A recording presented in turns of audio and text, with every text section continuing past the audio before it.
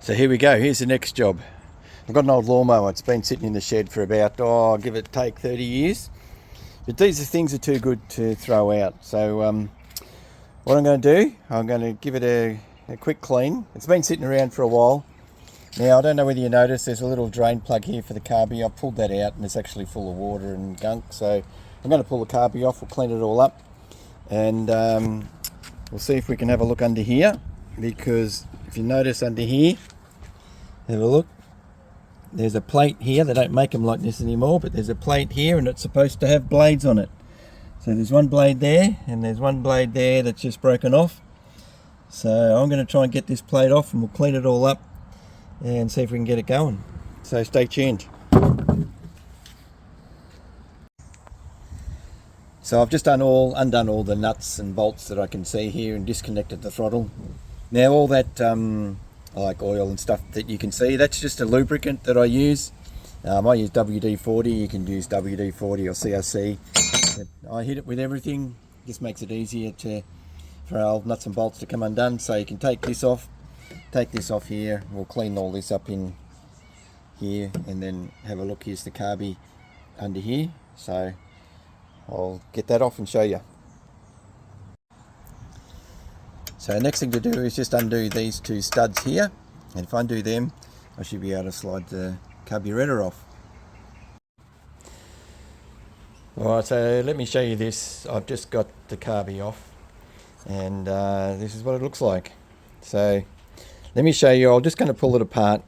There's a little clip on the bottom here that I've already pulled off, and once you've swung this over you can just pull this off here. So what you're going to do, this is a bowl and a float, so that actually clips into these little two bits here, so you can pull that out. And I've actually just had a look at this and yeah, it's a bit worn there, but look, can't be helped. This is the bowl. I've pulled everything out of here, so unscrew this screw here. There's a spring in there which I'll get out, and the needle goes down there. So you can use carby cleaner, or I've just got some workshop degreaser, then I'll just wash it out with petrol. But I've got an air gun as well, and I'm going to clean this up, blow it all out, and make sure that it's all clean. There was a little bit of gunk in there, so hopefully this will make sure that it keeps going. I'll show you once I've finished. Alright, let me show you in here. So this is a diaphragm, and you can actually pull this off, pull this out.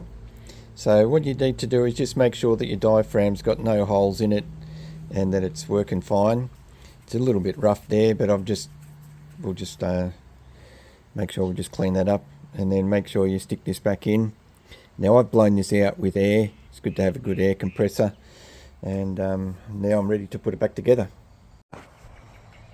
Alright, so I'm putting it all back together again, but there's a couple of things I just need to show you. I'm not sure if you can see this little thing here, but this is a governor and it's operated by this vacuum hose here. So I've just connected that up. Just make sure that this is free, and we'll put the studs back in, join the fuel up and put it back together. Alright, I've put it all back together again. It's all cleaned up. So now I'll just do a quick test run and see how it goes.